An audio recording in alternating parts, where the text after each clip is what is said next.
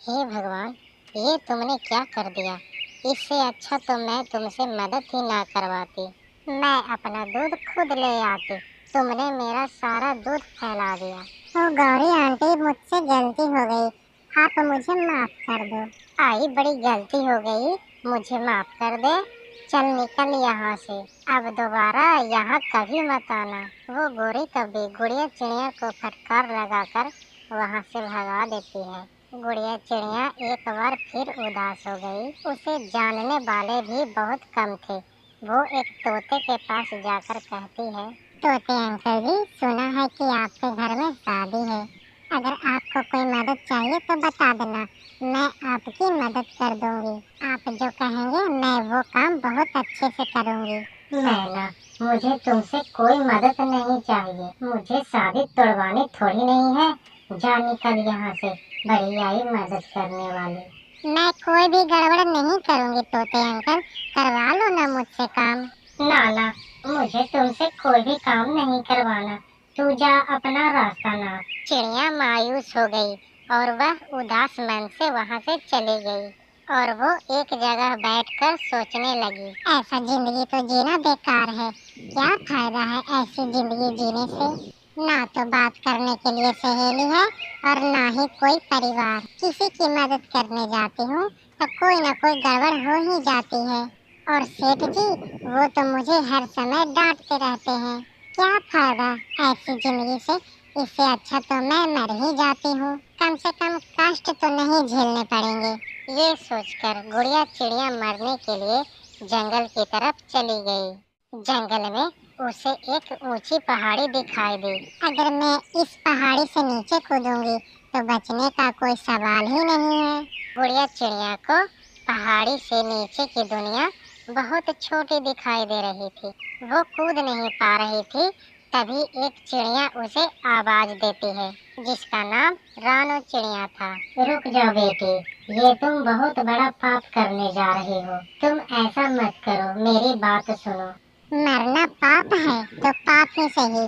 अब मैं नहीं जीना चाहती। बेटी, ऐसी कौन सी बात है जो तुम मरना चाहती हो। बताओ मुझे, मैं तुम्हारी परेशानी का हल निकाल सकूं। फिर गुड़िया चिड़िया उस रानो चिड़िया को अपनी सारी बात बताती है और कहती है, अब आप ही बताइए, मैं जिंदा रहकर क्या करूं, जब मेरा इस दुनिया में कोई है ही नहीं।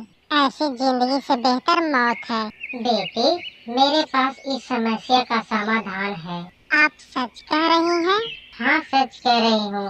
पर बेटी, उसके लिए तुम्हें मेरे साथ चलना होगा। ठीक है, मैं आपके साथ चलूंगी। फिर गुड़िया चिड़िया उस रानो चिड़िया के साथ एक नदी पर आती है। तब रानो चिड़िया उससे कहती है, ये एक जादुई नदी है, ऐसी वैसी नदी नहीं है। रात के समय में ये अपने जादुई नदी की चमक दिखाती है। अगर तुम रात में इस नदी में डुबकी लगाओगी तो तुम्हारी सारी समस्याएं दूर हो जाएंगी। ठीक है, तो मैं रात के समय में इसमें डुबकी लगाऊंगी। फिर गुड़िया रात होने का इंतजार करती है और फिर थोड़ी ही देर में रात हो जाती है और वह नदी चमकने लगती है। तब रानो चिड़िया उससे कहती है, बेटी, यही सही समय है, अब तुम जाओ इसमें डुबकी लगाओ। और फिर गुड़िया उस नदी में डुबकी लगाती है और बाहर आ जाती है। तब वो रानो चिड़िया उससे कहती है, बेटी, अब तुम सारी पुरानी चीजें भूल जाओ और नई जिंदगी की शुरुआत करो, क्योंकि अब तुम नई गुड़िया चिड़िया हो, जो कि अब तुम हर काम में सफल होगी। और बेटी, मेरी हर बात याद रखना, तुम सब काम अच्छे से कर सकती हो। अपने ऊपर भरोसा रखो। ठीक है रानो चिड़िया, अब चिंता मत करो, मैं वैसा ही करूँगी जैसा आपने कहा है। ये कहकर गुड़िया चिड़िया अपने जंगल की तरफ लौट जाती है। जैसे ही वो अपने जंगल में पहुँचती है, वहाँ उसको कालू कौवा मिलता है। गुड़िया, अगर किसी को काम की जरूरत हो तो मुझे बताना, क्योंकि मुझे एक नई चूड़ी की दुकान में एक पक्षी की जरूरत है। अरे भैया, किसी और को क्यों, मैं खुद काम ढूंढ रही हूँ। मुझे लगा लो ना अपनी दुकान पर। मैं आपको शिकायत का एक भी मौका नहीं दूंगी। ठीक है गुड़िया, तो फिर कल से मेरे दुकान पे काम पे आ जाना। फिर अगले दिन से गुड़िया चिड़िया कालू कौवे की चूड़ी की दुकान पे काम करने आ जाती है। फिर कालू कौवा उसको चूड़ियों को रेट समझा देता है। फिर कुछ ही देर बाद उसके दुकान पे एक तोता आता है। चिड़िया बहन, मुझे लाल कलर की चूड़ी दिखाइए, सादे वाली।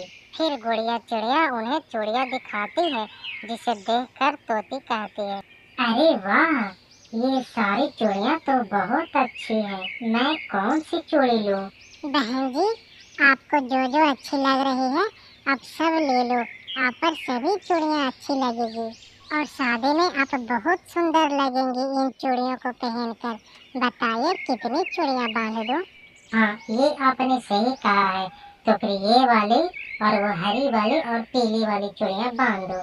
गुड़िया चिड़िया की बातों से ग्राहक बहुत खुश रहते थे, इसलिए उसकी दुकान पे चिड़ियों की भीड़ लगने लगी।